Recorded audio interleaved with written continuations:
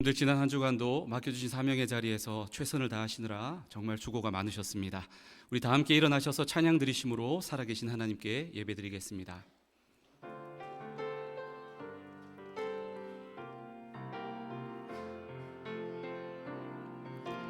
나는 하나님을 예배하는 예배자입니다.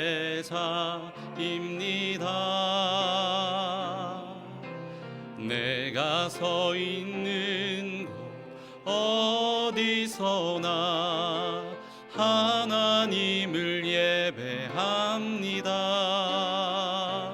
내 영혼 거룩한 은혜를 향하여 내 마음 완전한 하나님 향하여 이곳에서 바로 이 시간 하나님을 예배합니다. 예배합니다. 찬양합니다. 주님만 날 다스리소서. 예배합니다. 찬양합니다. 주님 홀로 높임 받으소서. 예배합니다. 찬양합니다. 주님만 날 다스리소서. 예배합니다. 찬양합니다. 주님 홀로 높임 받으소서. 사도신경으로 신앙 고백 드리겠습니다. 전능하사 천지를 만드신 하나님 아버지를 내가 믿사오며 그 외아들 우리 주 예수 그리스도를 믿사오니 이는 성령으로 잉태하사 동정녀 마리아에게 나시고 본디오 빌라도에게 고난을 받으사 십자가에 못 박혀 죽으시고 장사한 지 사흘 만에 죽은 자 가운데서 다시 살아나시며 하늘에 오르사 전능하신 하나님 우편에 앉아 계시다가 저리로서 산자와 죽은 자를 심판하러 오시리라. 성령을 믿사오며 거룩한 공회와 성도가 서로 교통하는 것과 죄를 사하여 주시는 것과 몸이 다시 사는 것과 영원히 사는 것을 믿사옵나이다. 아멘. 자리에 앉으셔서 찬송가 406장을 찬양하겠습니다.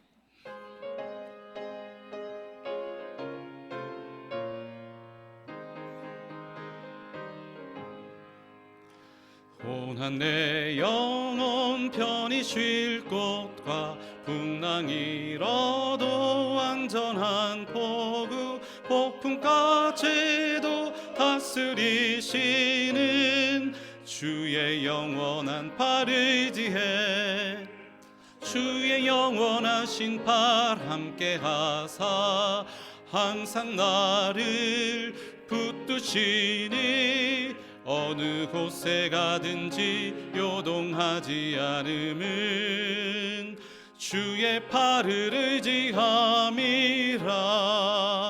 세상 친구들 나를 버려도 예수 늘 함께 동행함으로 주의 은혜가 충만하리니 주의 영원한 팔을 의지해 주의 영원하신 팔 함께 하사 항상 나를 붙드시니 어느 곳에 가든지 요동하지 않음은 주의 팔을 의지함이라.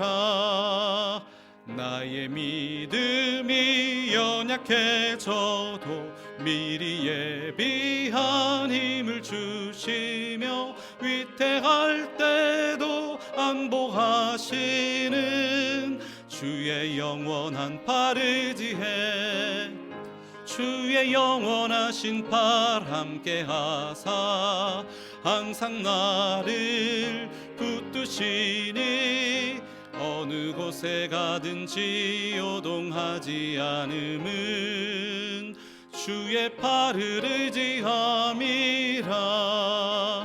능치 못한 것 주께 없으니 나의 일생을 주께 맡기면 나의 모든 짐 대신 지시는 주의 영원한 팔 의지해. 주의 영원하신 팔 함께 하사 항상 나를 붙드시니 어느 곳에 가든지 요동하지 않음은 주의 팔을 의지함이라.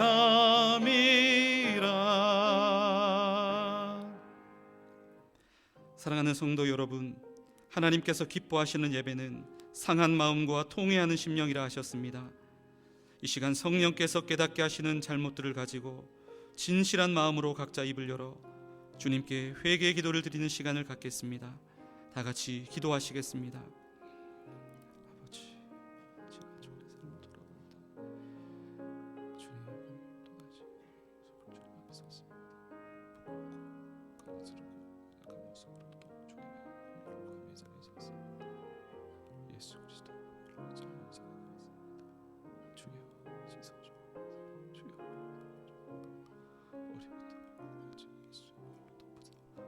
어리부터 아버지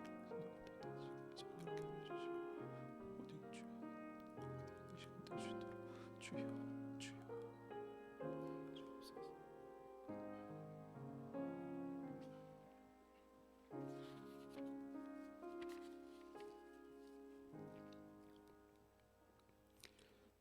하나님 아버지, 실록이 가득한 오후를 허락해 주시고 오늘 또 거룩한 주일을 맞아 저희를 주님의 전으로 불러주시어 예배드릴 수 있도록 인도하여 주심에 감사드립니다. 지난 한 주간의 삶을 돌아볼 때 우리의 연약함과 부족함으로 인해 지은 죄와 허물을 지금 이 시간 고백하며 용서를 구하오니 주님의 그 크신 십자가의 사랑과 보혈로 사하여 주시며 용서하여 주시옵소서. 하나님 아버지, 특별히 가정의 달을 맞아 우리에게 주신 귀한 말씀을 묵상하게 됩니다. 어린 아이와 같지 아니하면 결단코 천국에 들어가지 못한다고 하신 말씀을 기억합니다. 하지만 저희는 세상을 살아가며 너무나 많은 계산과 의심 속에서 살아왔습니다. 주님, 이 시간 저희의 교만과 불신을 내려놓사오니 어린아이와 같이 순수한 믿음을 허락하여 주시옵소서. 하나님 말씀 있는 그대로 받아들이는 믿음, 자신의 앞길을 영적 부모이신 하나님 아버지께 모두 맡긴다면 모두 책임져 주신다는 사실을 의심하지 않는 그런 믿음 갖게 하여 주시옵소서. 마치 어린아이가 부모님의 손을 잡고 평안을 누리듯이 우리도 주님의 손을 꼭 잡고 모든 염려를 주님께 맡기며 살아가는 순전한 성도들이 되게 하셔서 천국에 들어갈 수 있게 주님 도와주시옵소서. 하나님 아버지, 하나님께서 아담과 하와를 통해 가정을 이루게 하시고 가정을 하나님 뜻 안에서 세워주셨음에 감사를 드립니다. 주님께서 맺어주신 우리 가정들이 세상의 가치가 아닌 하나님 중심의 가정이 되게 하시고 우리 가정이 세상의 풍파 속에서도 흔들리지 않는 믿음의 가정이 되기를 원합니다. 서로의 허물을 덮어주고 격려하며 고마움을 전하는 감사의 가정이 되게 해 주시옵소서. 상처를 주기보다는 주님의 사랑으로 감싸는 용서의 가정이 되게 하여 주시옵소서. 그래서 5월 첫 주일 오늘부터라도 주님 안에서 하나 되는 복된 가정이 되게 하여 주시옵소서. 하나님 아버지, 가정뿐만 아니라 우리 성주고 학생들과 우리 부산외대 학우들이 믿음을 갖는 학원, 교직원들이 서로를 존중하며 감사가 넘치는 학원, 의견이 다른 생각일지라도 포용하며 용서할 줄 아는 학원으로 가족처럼 되게 하여 주시옵소서. 하나님 아버지, 이 시간 말씀을 전하시는 우리 목사님께 성령의 능력을 더하셔서 생명의 말씀 화평을 선포하실 때 듣는 모든 성도들의 심령 가운데 큰 은혜와 결단이 있게 하여 주시옵소서. 세상은 여야의 갈등과 이란의 전쟁, 노사 간의 분열로 가득 차 있지만 하나님께서 선물로 주시는 놀라운 평화로 주님의 팔을 의지하게 하여 주시옵소서. 어떠한 상황 속에서도 요동하지 않는 믿음으로 세상의 평안과 합병을 노래하며 살아가게 하여 주시옵소서. 이제 예배를 돕는 찬양대와 보이지 않는 곳에서 헌신하는 손길들을 기억하여 주시고 그들의 삶에 주님의 위로와 평강이 넘치게 하여 주시옵소서.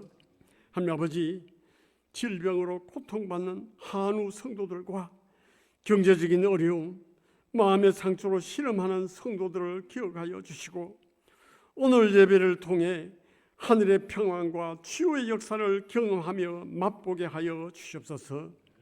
이 모든 말씀 우리를 구원해 주신 예수 그리스도 이름으로 기도하옵나이다.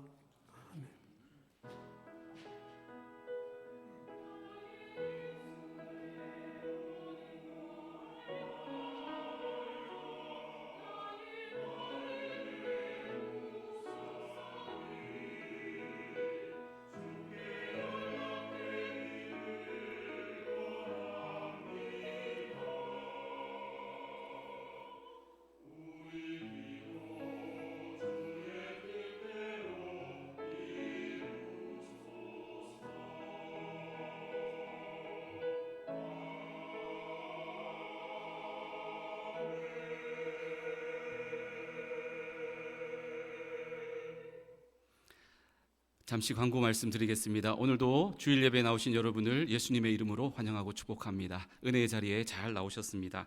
오늘은 어린이 주일입니다. 봉헌 순서 이후에 우리 본교회 초등부 어린이들의 특별 찬양 순서가 있습니다. 이따가 보시게 될 때에 많은 격려와 축복을 부탁드리겠습니다. 다음 주일은 어버이 주일로 지키게 됩니다. 본교회 은퇴 목사님이신 이복수 목사님께서 오셔서 말씀을 전해 주실 예정입니다. 기대하는 마음으로 많이 참석해 주시고 다음 주일에는 대학부에서 준비한 어버이 주일 특별 선물도 나눠드릴 예정입니다. 대학부 MT가 오는 금요일, 토요일 양일간 언양에서 진행됩니다. 안전한 시간 또 평안한 시간 될 수 있도록 많은 기도 부탁드리겠습니다. 나머지 광고들은 주보를 참조해 주시기 바랍니다. 이 시간 할렐루야 찬양대의 찬양으로 하나님께 영광 올려드리겠습니다.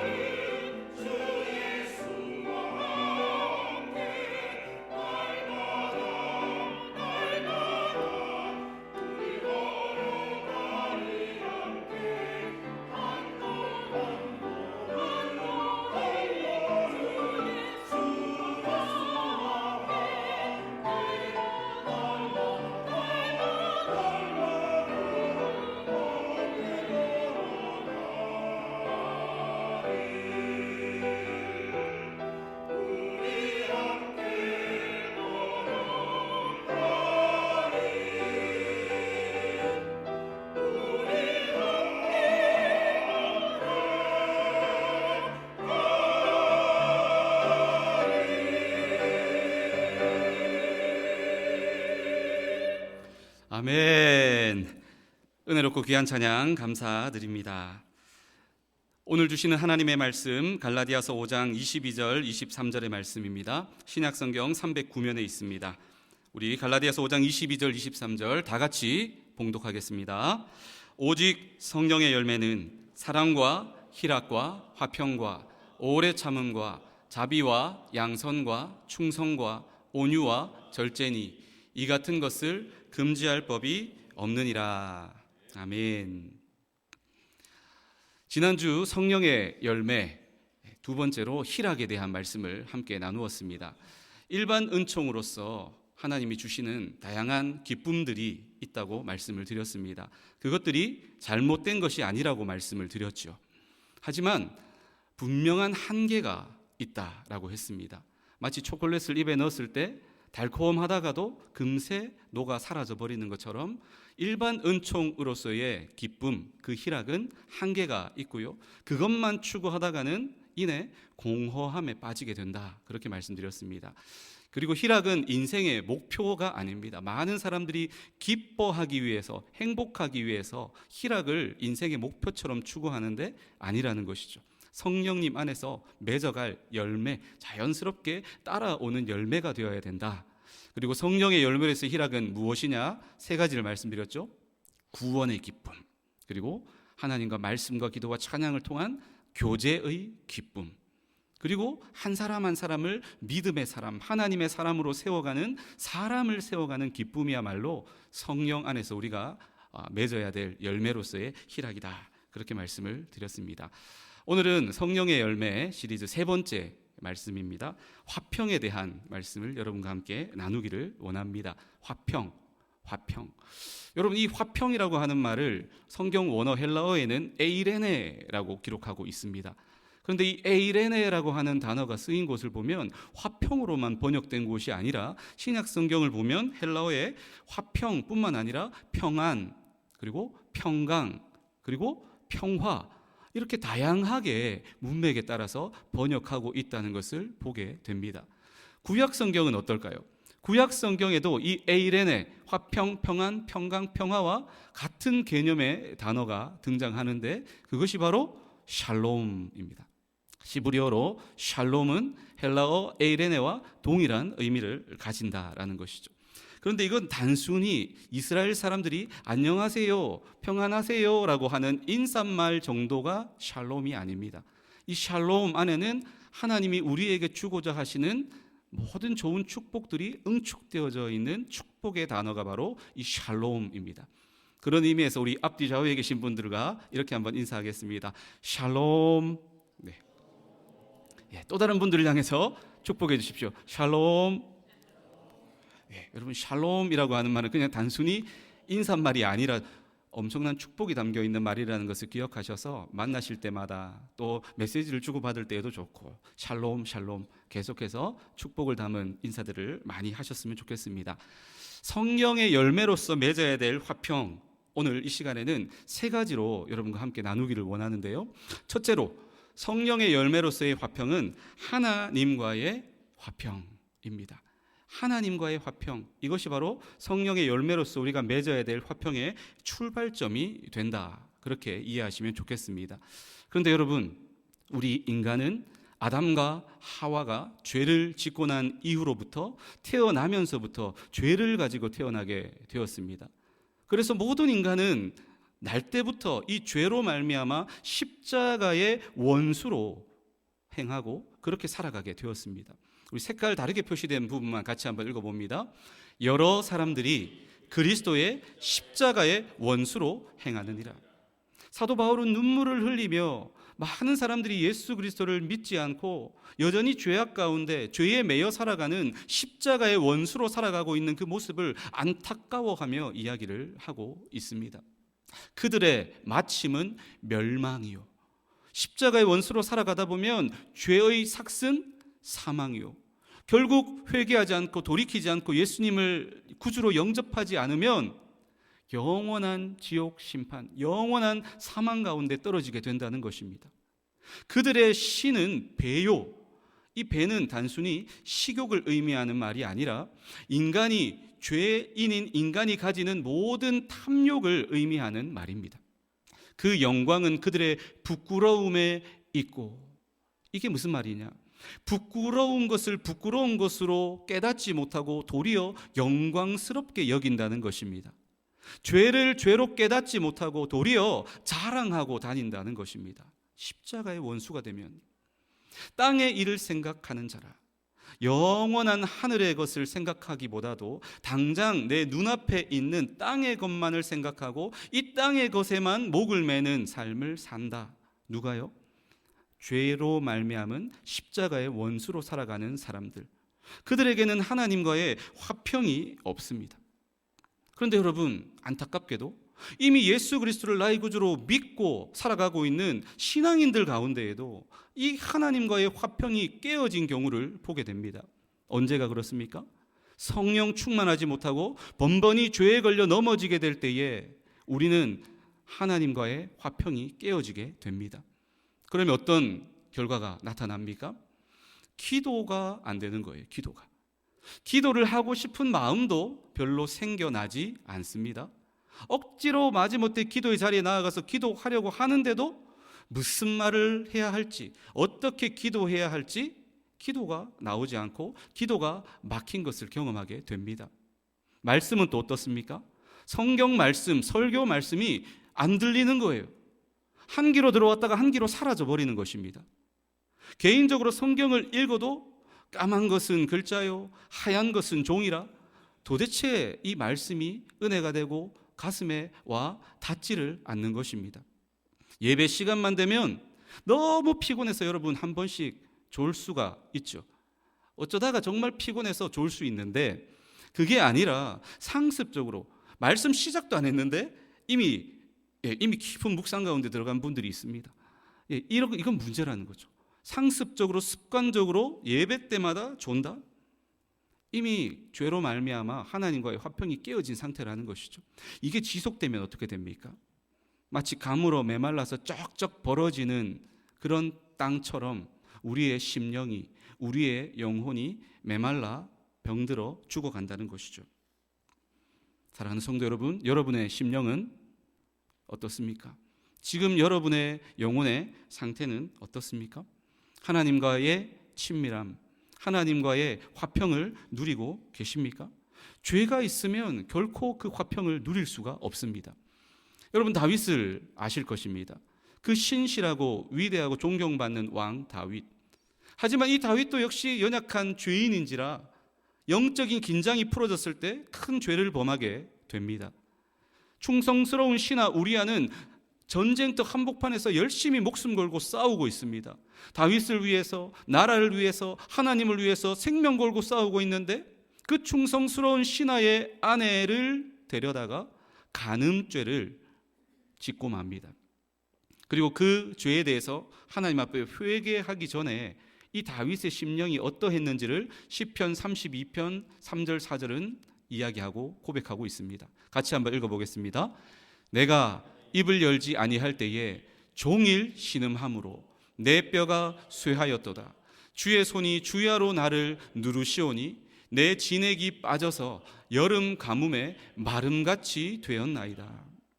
여러분, 다윗도, 이 믿음 좋은 다윗도 죄를 지었을 때에, 그리고 그 죄를 하나님 앞에 정직하게 고백하고 토해내고 회개하기 전에는 이와 같이 괴로움을 느꼈다는 것입니다.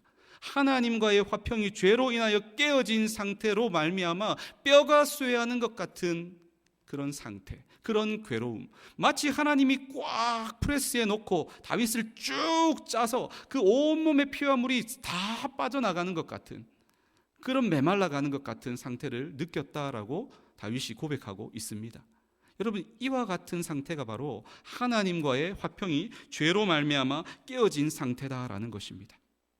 죄가 있으면 여러분 결코 하나님과의 화평을 누릴 수가 없습니다. 우리 로마서 5장 1절의 말씀 같이 있습니다.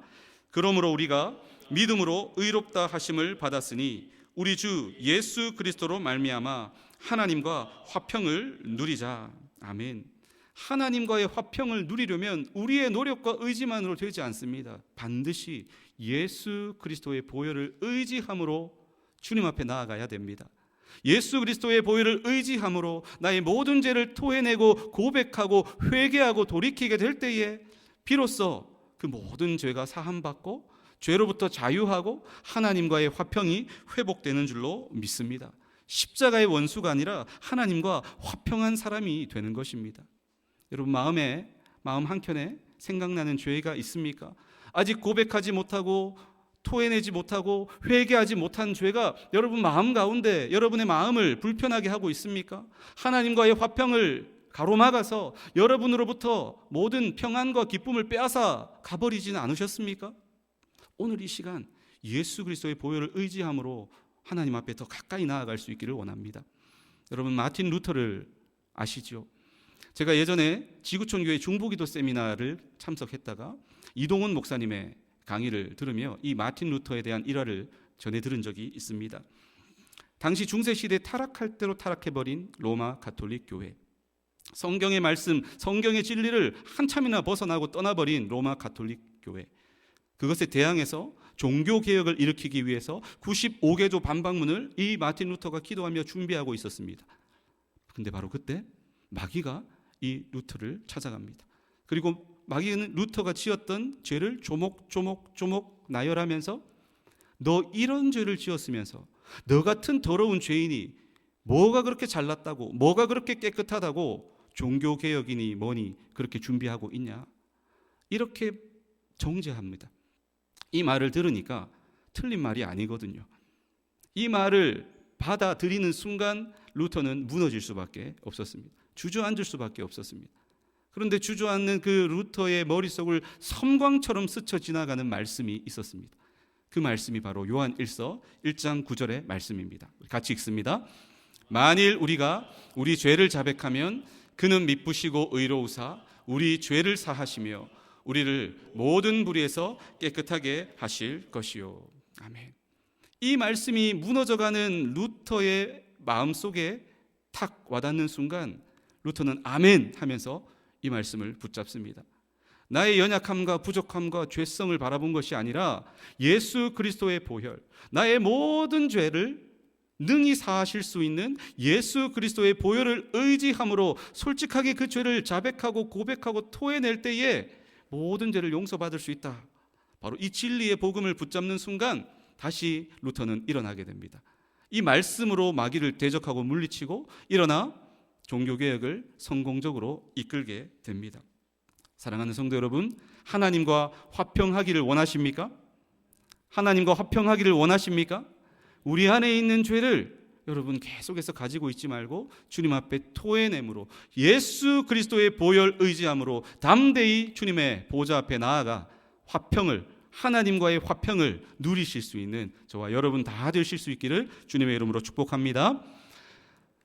성령의 열매로서의 화평은 어떤 화평인가? 둘째로 이웃과의 화평입니다. 화평의 출발점이 하나님과의 화평이라고 한다면 마땅히 그 화평은 이웃과의 화평으로 확대되어져야 하는 것이죠. 물론 여러분 말처럼 이웃과의 화평이 결코 만만하고 쉬운 것이 아닙니다. 왜요? 우리 모두가 다 죄인이기 때문입니다. 우리 모두가 다 이기적인, 지극히 이기적인 죄성을 가지고 있기 때문입니다. 여러분, 가정의 달 5월입니다. 여러분의 가정은 평안하십니까? 여러분 가족들의 관계는 좋습니까? 가장 가까운 이웃이라고 할 수 있는 가족들, 사랑하는 남편, 그리고 아내, 그리고 부모와 자녀 간에 여러분 화평을 이루고 계십니까? 화목하고 계십니까? 가장 가까운 이웃인 우리 가족 간에도 화평을 이루기가 결코 쉽지가 않다는 것입니다. 인터넷에 부부 사이가 멀어지는 결정적 이유 탑7을 소개하고 있어서 5월에 가정의 달이기도 하고 해서 우리의 가정을 한번, 여러분의 부부 관계는 안녕하신지 한번 체크하는 마음으로 잠깐 여러분에게 소개 제목만 알려드리겠습니다. 대화가 사라졌다. 여러분 이렇게 할 때 한번 우리 가정은 어떤가, 우리 부부는 어떤가 한번 돌아보시기 바랍니다. 서로보다 핸드폰이 더 중요하다. 돈 문제를 숨기거나 쌓아둔다. 서운함을 쌓아두고 말 안 한다. 스킨십이 점점 사라진다. 서로 당연하게 생각한다. 이 말은 감사를 표현하지 않는 거예요. 마땅히 감사해야 될 것을 감사하지 않는 것입니다. 그리고 7번째가 갈등을 피하기만 한다. 여러분 갈등이 없어서 평안한 게 아니에요. 가정에 지금 갈등이 있는데 이걸 꺼내면 더 큰 갈등이 일어나고 시끄러워지고 마음이 상하고 속상하고 기분 나쁘고 힘이 드니까 그냥 당장의 갈등을 회피하는 것이죠. 자꾸 미루고 속에는 쌓아두고 계속 속으로 골마가고 있는 상태라는 것입니다. 부부간에 그런 경우가 참 많습니다.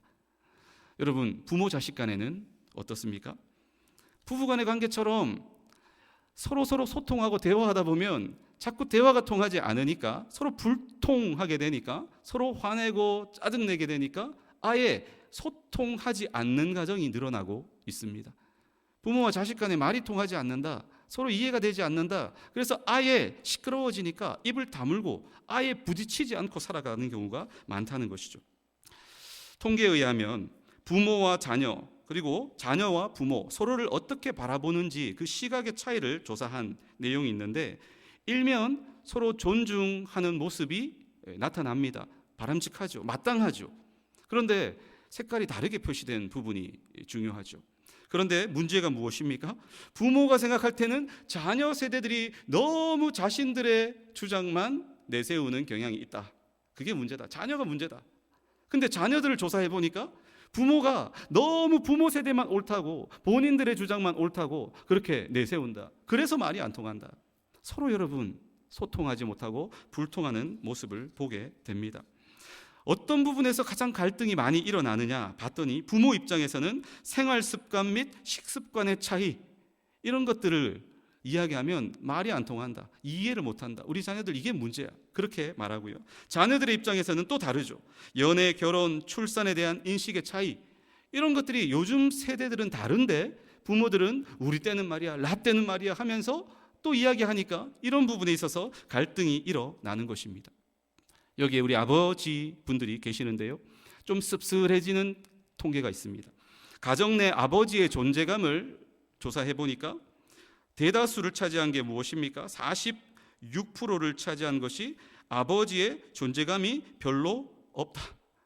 아버지와 별로 소통하고 싶지도 않고 아버지의 존재감이 가정 가운데 별로 없다. 아버지와 대화가 잘 통하지 않는다.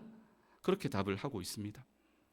저를 비롯해서 이곳에 계신 우리 아버님들, 우리가 반성하고 회개하고 우리 자녀들과 더 열린 마음으로 눈높이를 맞추어서 소통하기 위해서 노력할 필요가 있지 않을까 그렇게 생각합니다.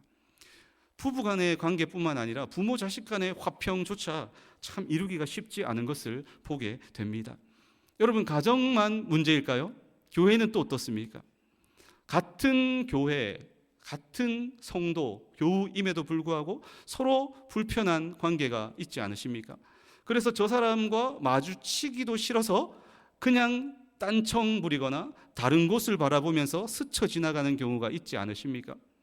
악수를 하고 손을 맞잡고 인사를 나눔에도 불구하고 눈은, 얼굴 표정은 밝지 못합니다. 다른 시선은 다른 곳을 향하고 있습니다. 이와 같이 깨어진 교우 관계가 교회 안에도 존재한다라는 것입니다. 왜 이런 갈등들이 교회 안에서 생겨나는 것입니까?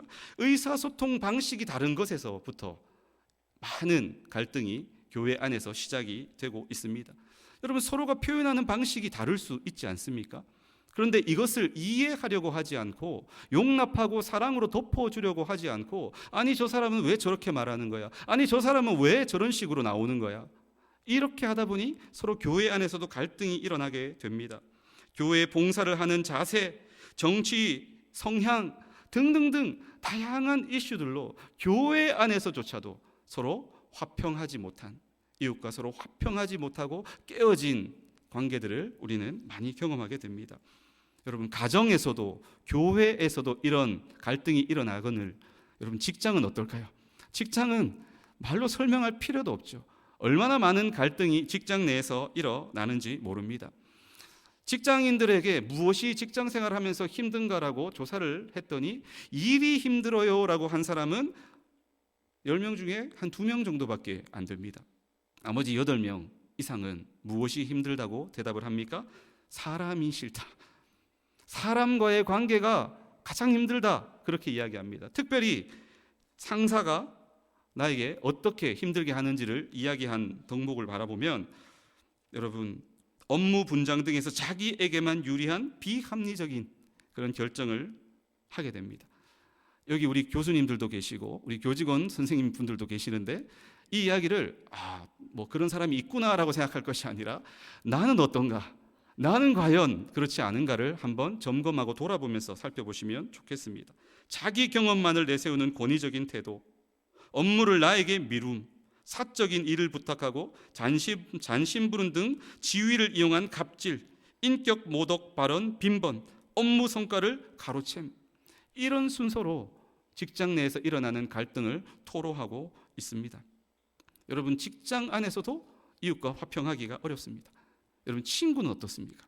친구는 그래도 마음 맞는 사람이니까 친구가 된 것 아닙니까? 그런데 늘 화평합니까? 친구와 늘 사이가 좋으냐라는 것입니다. 그렇지 않습니다. 친구 간에도 여러분 여러 가지 갈등이 일어날 수 있습니다. 가족 간에도 갈등이 일어나는데 친구 간에 갈등이 왜 일어나지 않겠습니까? 접촉과 관심의 감소, 갈등 해결의 실패, 친구에 대한 실망, 투자와 보상의 불균형, 이해관계의 대립, 제가 일일이 설명하지 않아도 제목만 들어도 여러분 다 경험해 보신 일들 아닙니까? 우리가 친구를 사귀면서 다 모든 사람이 능히 한 번씩 이상은 경험해 본 일들이 아닐까 그렇게 생각합니다. 여러분, 정리해 보면 가정에서도 교회에서도 또 직장에서도 또 친구 간에서도 이 세상에 존재하는 우리의 이웃을 대할 때, 사람을 대할 때에 화평을 이룬다라고 하는 것은 결코 쉬운 일이 아니다라고 하는 것입니다. 그런데 우리는 지금 어떻습니까? 여러분은 어떻습니까? 저는 화평한데요. 저는 별 문제가 없는데요. 진짜 문제가 없습니까? 진짜 화평하고 계십니까? 잠깐 갈등이 일어날 것이 두려워서 갈등을 회피함으로써의 그런 일시적인 화평, 불완전한 화평을 여러분 화평이라고 착각하며 살아가고 있지는 않으십니까? 이런 말이 있습니다. 평화란 모두가 재장전을 위해 잠시 멈춰 있는 짧고도 영광스러운 순간이다. 이 말은 많은 사람들이 미국의 3대 대통령인 토마스 제퍼슨의 말로 인용을 하고 있지만 알아보니까 또 정확하진 않아요. 출처가 명확하게 누가 이 말을 처음 했는지는 알 수가 없습니다. 하지만 참 의미 있는 정의 아닙니까? 세상 사람들이 평화롭다라고 생각하는 그 평화를 들여다봤더니 총을 계속 쏘다가 총알이 떨어져서 잠깐 재장전하는 시간, 그리고 재장전하고 또 총을 계속 쏩니다. 그 짧은 재장전의 시간을 평화롭다, 화평하다 이렇게 생각하고 살아가고 있다라는 것입니다. 우리가 생각하는 화평, 이 세상이 생각하는 평화, 그것이 얼마나 부질없는 것인지, 얼마나 연약하고 부족하고 한계투성이인지를 잘 보여주는 말이 아닌가 생각합니다. 여러분, 이 말을 우리의 가정에서 한번 돌아보십시오. 진짜 화평한 가정입니까? 여러분의 부부 사이에서, 여러분의 부모 자녀 관계에서, 교회에서, 직장에서, 친구 간에 정말 화평하십니까? 아니면 진정한 화평으로 나아가는 것이 두려워서 일시적인 장전하는 그 짧은 찰나를 화평이다라고 생각하며 살아가고 있지는 않으십니까? 종교개혁자 존 칼빈은 이런 말을 했습니다. 참된 평화는 오직 그리스도 안에서만 발견된다. 참된 평화는 오직 예수님 안에서, 오직 복음 안에서만 참된 평화를 발견하고 누리게 되는 줄로 믿으시기 바랍니다. 그런 의미에서 여러분, 진짜 여러분의 가정이 화평하려면 복음이 여러분의 가정을 충만하게 뒤덮어야 됩니다. 예수님을 믿지 않는 가족들과 정말 화평하고 싶으십니까? 그렇다면 복음 안에서만이 그 화평이 진짜 화평이 될 수 있습니다. 예수님을 믿지 않는 직장 동료, 예수님을 믿지 않는 친구들 정말 화평하고 싶으십니까? 복음이 들어가지 않고서는 진정한 화평은 이루어질 수가 없는 것입니다. 그래서 우리는 복음을 전해야 합니다.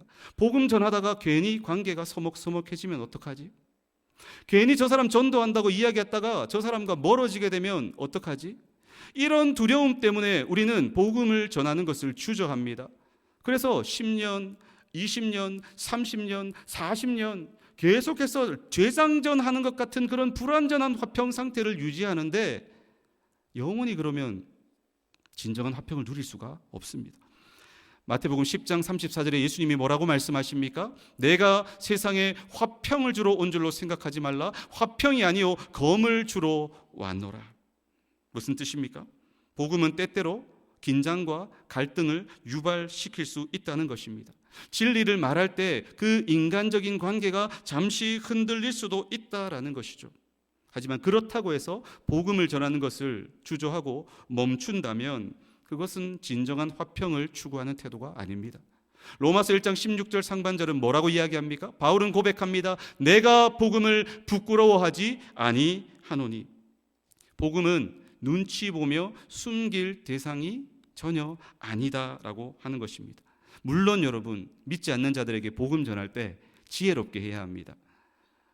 믿지 않는 남편에게 복음을 전하는 아내가 당신 교회 갈래? 아니면 이혼 도장 찍을래?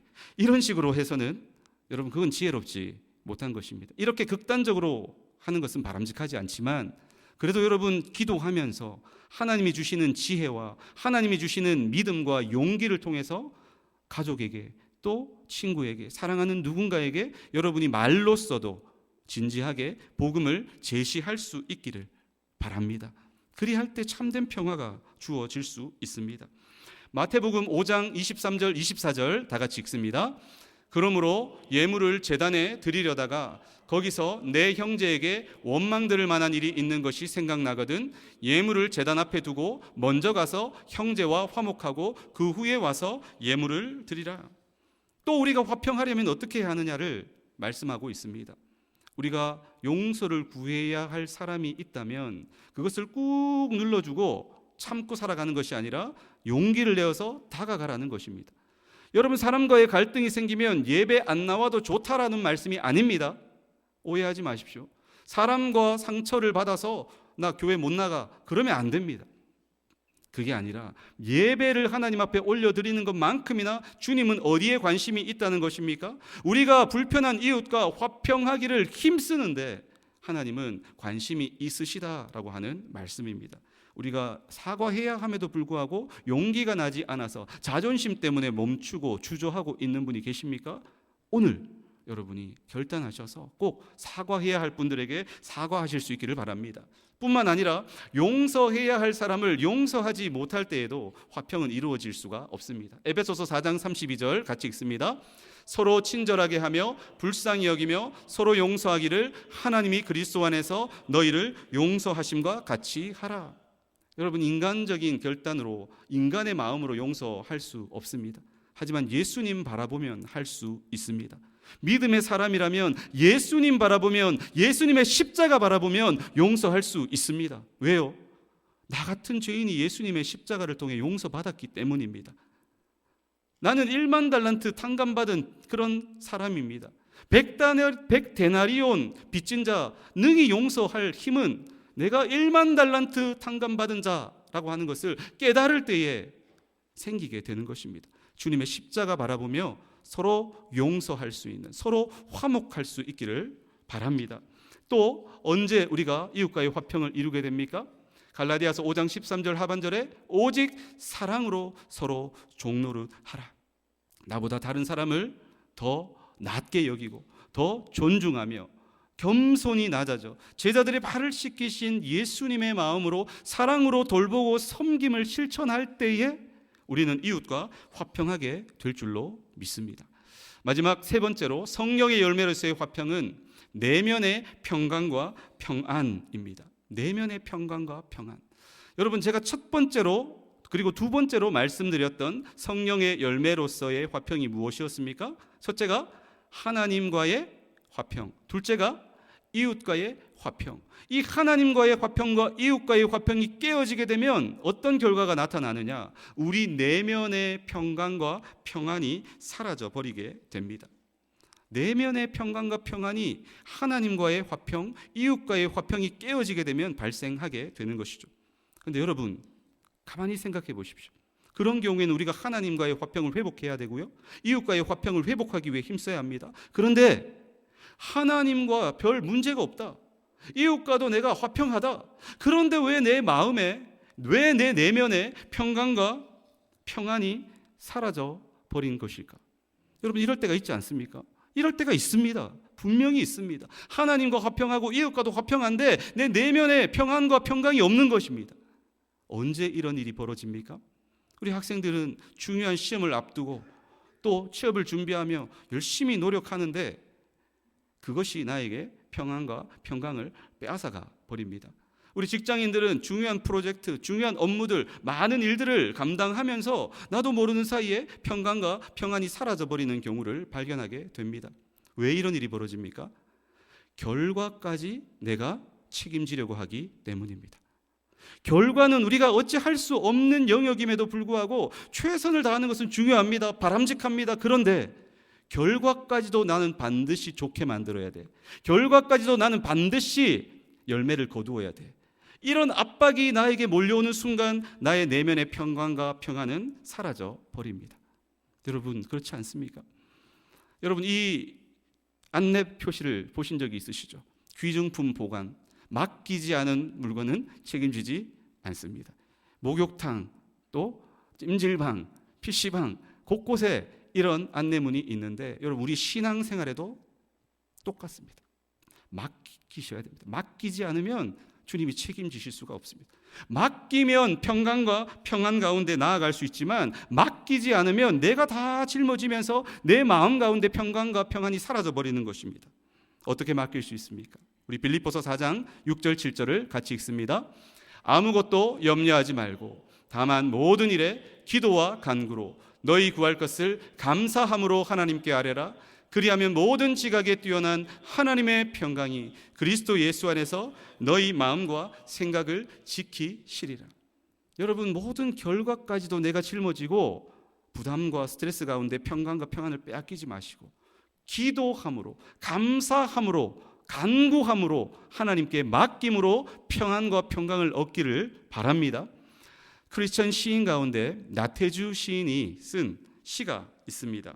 너무 잘하려고 애쓰지 마라 라는 시를 제가 여러분에게 낭송을 해드리겠습니다. 죄송합니다. 너무 잘하려고 애쓰지 마라. 오늘의 일은 오늘의 일로 충분하다. 조금 좀 모자라거나 비뚤어진 구석이 있다면 내일 다시 하거나 내일 다시 고쳐서 하면 된다. 조그마한 성공도 성공이다. 그만큼에서 그치거나 만족하라는 말이 아니고 작은 성공을 슬퍼하거나 그것을 빌미 삼아 스스로를 나무라거나 힘들게 하지 말자는 말이다. 나는 오늘도 많은 일들과 만났고 견딜 수 없는 일들까지 견뎠다. 나름대로 최선을 다한 셈이다. 그렇다면 나 자신을 오히려 칭찬해주고 보듬어 껴안아줄 일이다. 오늘을 믿고 기대한 것처럼 내일을 또 믿고 기대해라. 오늘의 일은 오늘의 일로 충분하다. 너 너무도 잘하려고 애쓰지 마라. 너무 잘하려고 애쓰지 마라. 이 나태주 시인의 시를 접하기 전에 저는 이미 이 이야기를 제가 처음 전임 사역을 시작한 교회에서 선배 목사님을 통해 들었습니다. 그 선배 목사님이 제가 전도사 시절에 장전도사 너무 잘하려고 애쓰지 마, 그렇게 말씀하시는 것입니다. 그때는 저는 100% 그 말의 의미를 이해하지 못했습니다. 그런데 점점 사역을 해 나가면서 그 말이 무슨 뜻인지 제가 이런 뜻이었구나라는 것을 이해하게 되었습니다. 설교 준비 대충 해, 사역 너무 열심히 해서 건강 상하지 마, 이런 뜻이 아닙니다. 이런 뜻이 아닙니다. 최선을 다해야죠. 사역도 최선을 다해야 되고 설교 준비도 최선을 다해야 되죠. 그런데 결과를 내가 좋게 만들기 위해서 거기까지 너무 부담을 갖지 마. 그럼 스트레스 받아, 그럼 몸 상해, 그럼 사역이 너무 힘들어져, 그런 말이었어요. 제가 그것을 사역을 하면 할수록 깨닫게 됩니다. 그렇구나. 결과는 기도함으로 맡겨야 하는 것이구나. 거기에서부터 내 내면의 평강과 평안이 주어진다는 사실입니다. 사랑하는 성도 여러분, 말씀을 맺겠습니다. 성령의 열매로서 우리가 맺어야 될 화평 3가지를 여러분과 함께 나누었습니다. 하나님과의 화평, 예수님을 나의 구주로 영접할 때에 진정한 하나님과의 화평이 이루어질 수 있고, 내 죄를 주님 앞에 토해내고 고백할 때에, 내가 거룩한 삶을 살아갈 때에 비로소 하나님과의 화평을 누릴 수 있습니다. 2번째가 이웃과의 화평입니다. 복음 안에서만이 참된 화평을 누릴 수 있습니다. 예수님을 믿지 않는 가족들과 이웃들에게 복음 전할 수 있기를 바랍니다. 서로 용서할 수 있기를 바랍니다. 서로 예수님처럼 겸손하게 낮아져 섬김으로 화평할 수 있기를 바랍니다. 그리고 내면의 평강과 평안입니다. 주님께 나의 모든 짐들, 내게 어떤 결과를 만들어내야 된다라고 하는 결과에 대한 부담들, 이 모든 것들을 기도의 제목으로 바꾸어서 감사와 간구로 하나님께 맡겨드림으로써 진정한 내면의 평강과 평안, 그런 아름다운 성령의 열매로 충만한 여러분의 모든 삶이 되시기를 주님의 이름으로 축복합니다. 기도하겠습니다. 성령 하나님, 우리 삶에 참된 화평의 열매를 맺게 하여 주시옵소서. 하나님과 화평하고 이웃과 화평하며 우리의 내면에 성령의 평강과 평안이 가득하도록 축복하여 주시옵소서. 예수님의 이름으로 기도하옵나이다. 아멘. 우리 이 시간 찬송가 410장 우리 1절 한 절만 찬송하며 봉헌하도록 하겠습니다.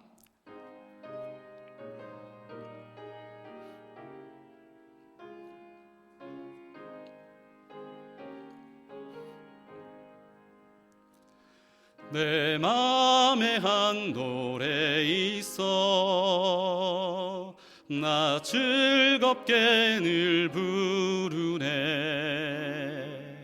이 노래를 부를 때에 큰 평화 임하도다. 평화 평화 하나님 주신 선물, 그 놀라운 주의 평화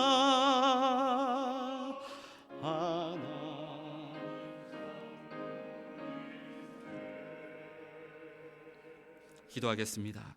좋으신 하나님, 오늘도 우리에게 영의 양식을 먹여주시고 우리의 삶에 늘 필요를 따라 신실하게 채우시고 공급하심에 감사하여 예물을 올려드립니다. 주님 앞에 즐거이 헌신하는 모든 손길들마다 하늘의 신령한 은혜와 땅의 기름진 복으로 채워 주시옵소서.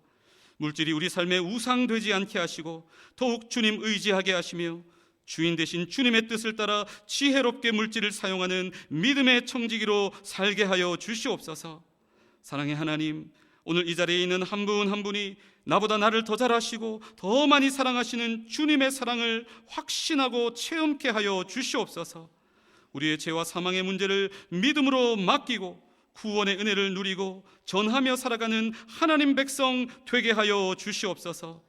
믿지 않는 가족들과 전도 대상자들을 위해 기도하는 모든 제목들마다 신실하게 응답하여 주시옵소서. 육신의 연약함으로 고통 중에 있는 성도들이 있사오니 여호와 라파의 하나님, 지금 찾아가 일일이 안수하여 주시고 놀라운 치유와 회복의 은혜로 임재하여 주시옵소서. 군대와 유학과 출타 중에 있는 성도들 눈동자처럼 지켜주시고 이 나라 이 민족 위에도 하나님의 긍휼과 자비로 덮으시고 올바른 길로 인도하여 주시옵소서. 감사드리며 예수님의 이름으로 기도하옵나이다. 아멘.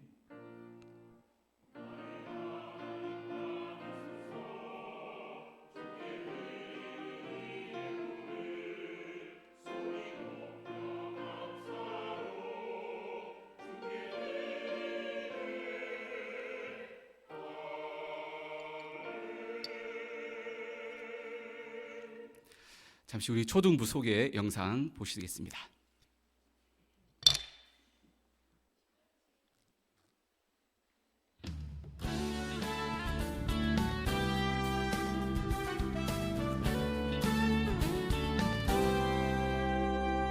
너와 나의 모습이 예수님 닮아 너와 나의 모습이 예수님 닮아 하루 이틀 매일매일 지날 때마다 더 닮아가길 원해요. 너와 나의 모습이 예수님 닮아 너와 나의 모습이 예수님 닮아 하루 이틀 매일매일 지날 때마다 더 닮아가길 원해요. 예수님 사랑이 예수님 축복이 시온 베드로가 대답하여 이르되 예수님 은혜가 당신과 함께한 길 원해요. 예수님 사랑이 예수님 축복이 예수님 은혜가 당신과 함께하길 원해요. 당신과 함께하길 원해요. 당신과 함께하길 원해요.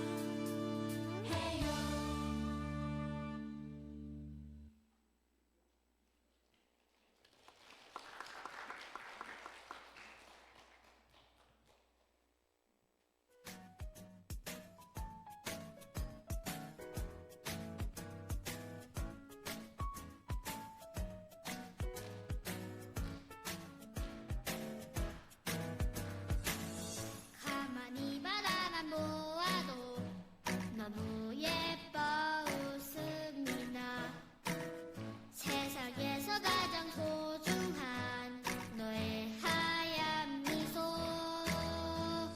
하나님께서 너무 기쁘시대 하나님께서 너무 좋으시대 나의 손을 잡고 너의 손을 잡고 함께 걷고 싶으시대 너는 꽃이야 햇살이야 그저 반짝반짝 빛나는 별이야 너는 꽃이야 햇살이야 매일매일 예쁜 너야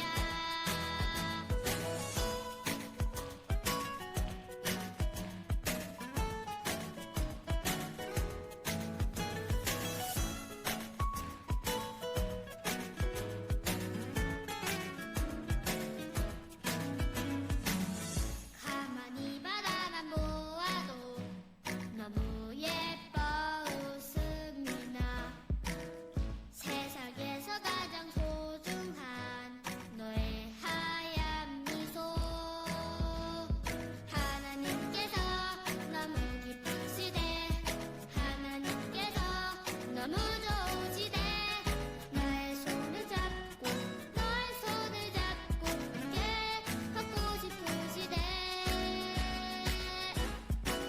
너는 꽃이야 햇살이야 그저 반짝반짝 빛나는 별이야 너는 꽃이야 햇살이야 매일매일 예쁜 너야 너는 자유해 널 기대해 너무나 귀하고 너무나 사랑해 너를 축복해 늘 기도해 오늘도 내일도 사랑해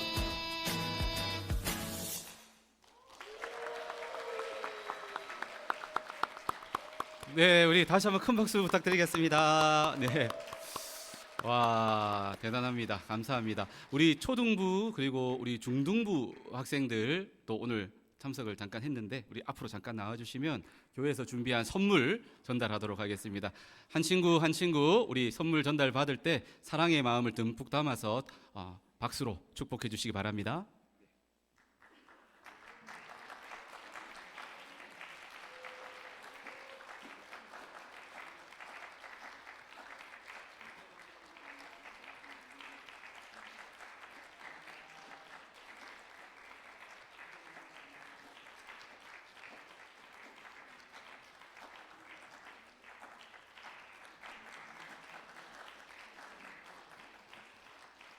제가 잠시 축복기도 한번 하겠습니다.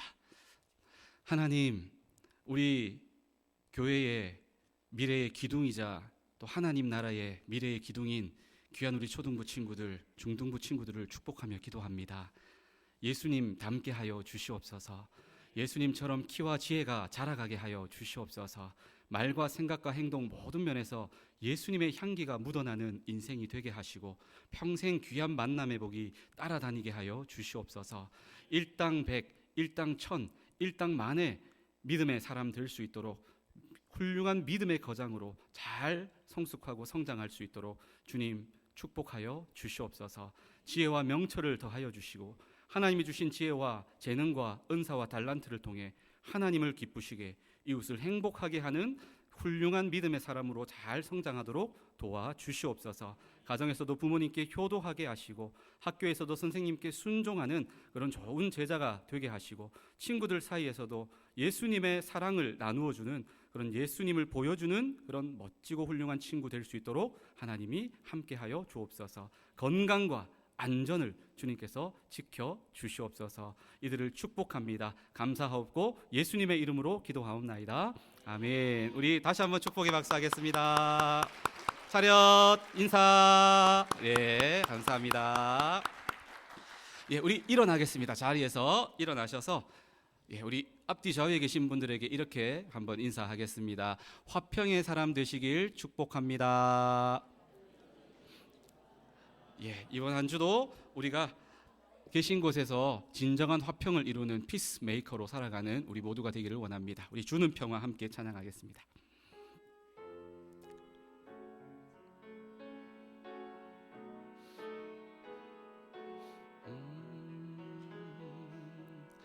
주는 평화 막힌 담을 모두 허셨네. 주는 평화 우리의 평화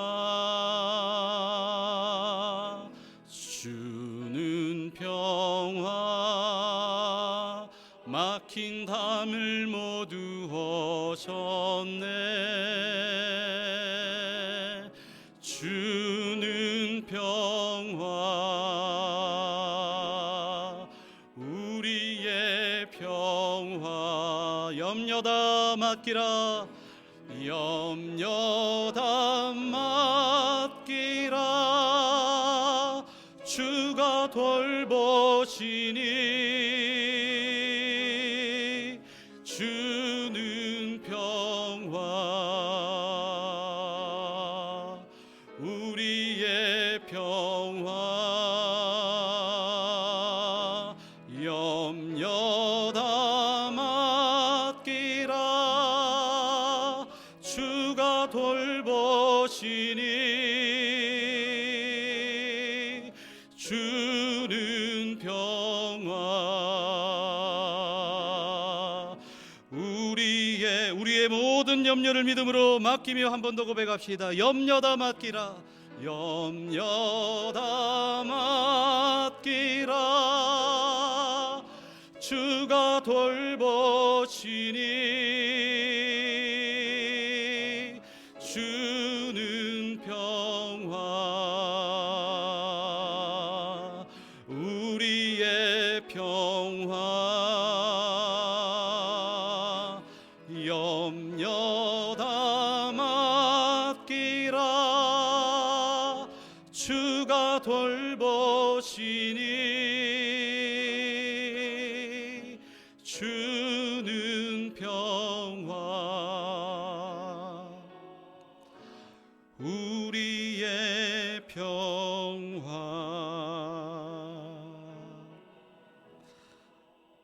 이제는 우리 주 예수 그리스도의 은혜와 하나님의 크고 놀라우신 사랑과 성령의 감화감동 위로교통 충만 역사하심이 하나님이 맺게 하시는 참된 화평의 열매를 맺기를 소망하는 모든 성도들과 모든 성지학원의 권속들 위해 이제로부터 영원토록 함께 있을지어다.